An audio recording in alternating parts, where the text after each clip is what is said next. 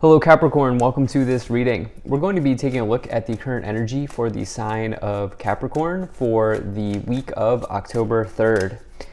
Now do keep in mind that this is a general reading, so take the messages as they resonate, drop the ones that do not, and also check out your sun, moon, and rising signs. Let's go ahead and get a shuffle in here for you, Capricorn.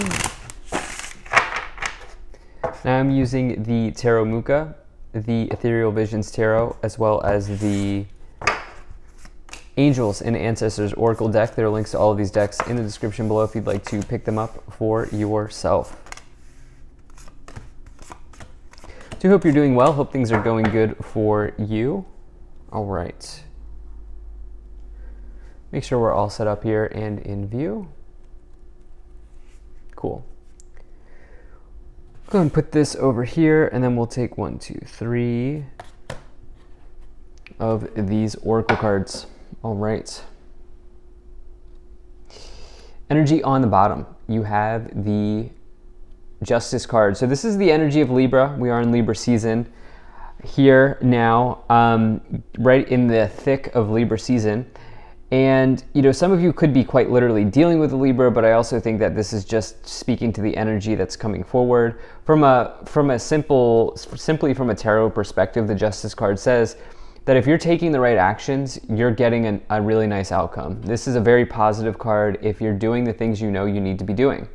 If you're not, it can be like a nudge or a wake-up call, or just say like, hey, Capricorn, like, you need to get up at a certain time. You need to do a certain thing. Don't let that item on your to-do list fall off. You know, like it can be a bit of a wake-up call. This can refer to the law or legal situations, and also just it can say like it can talk about just your karma generally, which is your actions, and the idea of like balance, healing, harmony, more like balance and harmony in your life. So if we're looking here, I am drawn towards, you know, these 3 swords cards as well. The swords connect to the sign of, or to the air signs, and the Justice card is the sign of Libra. So I am being drawn to these swords cards. I do think maybe some of you are involved in a legal situation. I don't think that I'm not predicting that this will happen. I'm saying that some of you may be in one right now, because we have scales energy here, but then the swords are really jumping out to me. I also think that some of you here are in the process of, some of you are fearful about something ending at this time. What I will say is that there's like kind of a natural law and order to the universe. Just remember that with this Justice card here, there's a natural law and order to everything. In the middle of the spread here, this is the card that will. This card is very important because it informs the rest of the cards. You have the 5 of Swords. This is about a loss in one's life. However, the thing is, when you get the 5 of Swords, this is like you're not out of the game, okay? You're not out of the game when you get the 5 of Swords. It is a totally recoverable loss. It's something that you can absolutely bounce back from. And I always like to say that with like the 5 of Swords, it's an opportunity for you to become like battle hardened, in that it's an opportunity for you to become stronger. And especially with this 5 of Wands, which indicates battles, some of you are just becoming stronger through the face of adversity, which is oftentimes the way that it goes. Now, the thing is, this is all kind of subject to how you respond to a person or to a situation here because of the Justice card on the bottom. Like, are you maintaining the highest frequency that you can? Are you acting in the highest accordance of yourself, in the highest vibration of yourself? If you're doing that, then you will absolutely quickly bounce back from any sort of challenge that is coming forward here for you with this 5 of Swords. In the past, you have the Moon, you have the 10 of Cups, and you also have the 6 of Pentacles here. I just felt Pisces energy. Many, if you look up the definition of the moon, many people connect the moon to Pisces. I connect it to the literal moon, but I was feeling something with Pisces. You do have this Cups card here, which can connect to water signs. Some of you might have a Pisces placement, or you might be dealing with a Pisces in the past, or you've dealt with the Pisces in the past. There has been a real need for you to trust the direction that you're going, or that you've been going down. Okay, there might have been somebody, maybe this Pisces or maybe somebody else, that was like kind of trying to knock you off your path here. The moon is something or someone that is not as they appear potentially. Okay, not always, but it can be something or someone that is not as they appear. And you know, there could be somebody who's just kind of like trying to meddle in your path. Like the narrative that I'm getting here is that, like, you know, I don't know, maybe you're doing something as crazy as reading tarot cards on YouTube for a living. And somebody's like, why would you do that? You know, like, why would you do that? How do you do that? Like, why would you do that? Or, you know, maybe you do something else, you know, for a living. I'm playing around here, joking with myself here, because that's what I do. But, you know, maybe you do something like unusual. And, you know, somebody's like, well, why do you do that? Well, it's like, the reason I do it is because it's working for me. And also because it makes me really happy, you know, with the 10 of Cups and the 6 of Pentacles. 6 of Pentacles is like you moving into service, being of service. And I will say, you don't have to do this through tarot. I mean, if you want to start a tarot channel, go for it.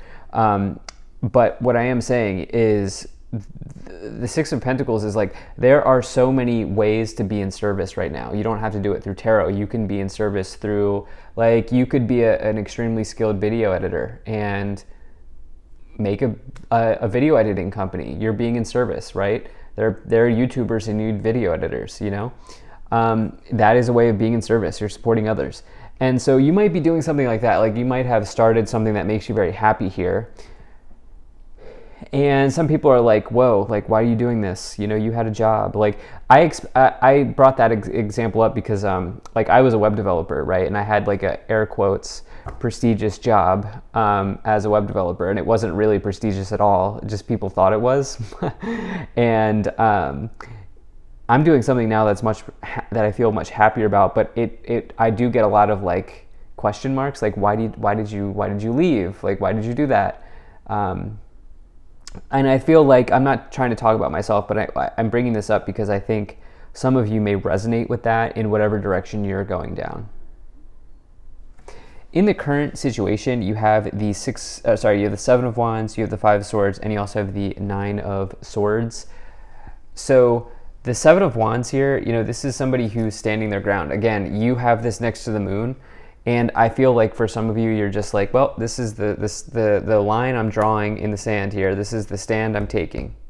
And it doesn't matter. It doesn't matter what other people think about this direction I'm taking. It doesn't matter, you know, what people want me to do or where people want me to go. This is what I'm doing. This is the choice I've made. And, you know, the 5 of Swords says that, yeah, like, there might be some losses that come as a result. Like, you may get knocked down along this path. And by taking the stand, you know, you may be subject to, you know, battles here. Like, you're going to be going through tests at this time, is what I feel like saying with the 5 of Swords and the 5 of Wands. But again, as long as you stay in your deeply held conviction that this will work out, and as long as you're on the right path here with the Libra card, with the Justice card, by doing something that you are authentically aligned to, and by taking the appropriate action, this will all work out. You know, this will all work out for you. The 9 of Swords here in the lower row, some of you are having nightmares. The lower row is the row of your dreams. 9 of Swords, this person's having a nightmare. This could be happening. This is the subconscious, not just the dreams, like the dreams that you have for yourself, but like your actual physical dream, literal dreams at night. The subconscious is down here. And so some of you have some demons from the past that you're maybe just working through at this time. And yeah, that would not surprise me either. But what's nice here is that you are absolutely doing something that makes you truly happy here with the 10 of Cups by being in service. And, you know, whatever's going on here with this moon, 7 of Wands, where you're just needing to stand strong, I would just keep doing that.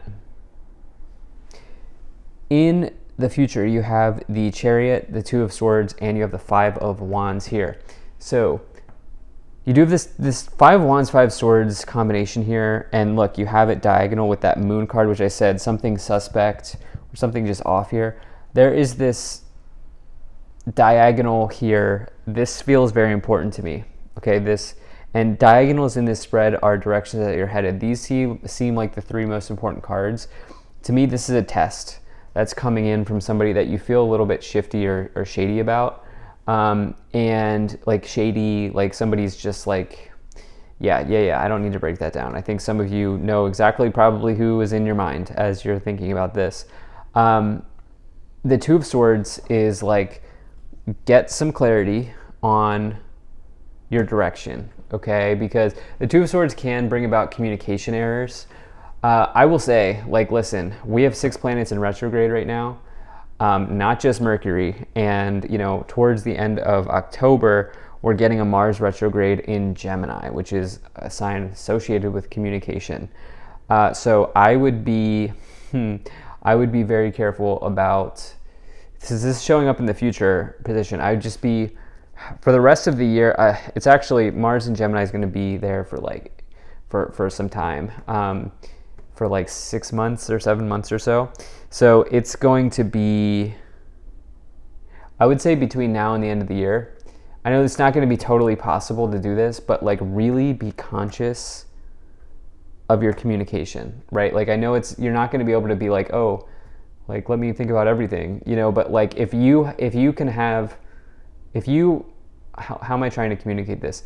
If you can find yourself in a position to take some time before you make a decision, especially one related to communication between now and call it March, I would definitely do that.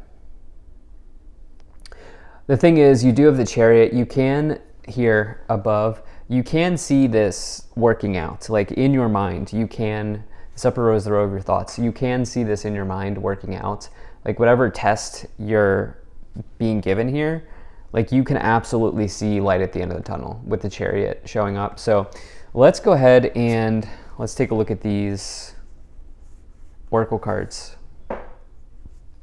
All right, so you have Great Teacher, learn from spiritual experiences. You have Elder, move beyond ancestral patterns, and Shaman, trust in higher forces. There might be like a parent who is like, what are you doing? Like, what are you doing, Capricorn? You know, this could certainly be the case. Like somebody who's like older than you, yeah. And I also think that somebody wants you to fall in line. Somebody wants you to fall in line and you're just like, nope, I'm charting my own path. Yeah, that's what you're doing. You're charting your own path. And sometimes when we go down that direction, we have to trust that there's something bigger than us that's helping us move forward. And you know, you're very powerful as a person, so you know, it's ultimately you're the one charting the path. But you know, when you're on the path, you do have to at times be guided and allow yourself to be guided and trust in higher forces, as the card says.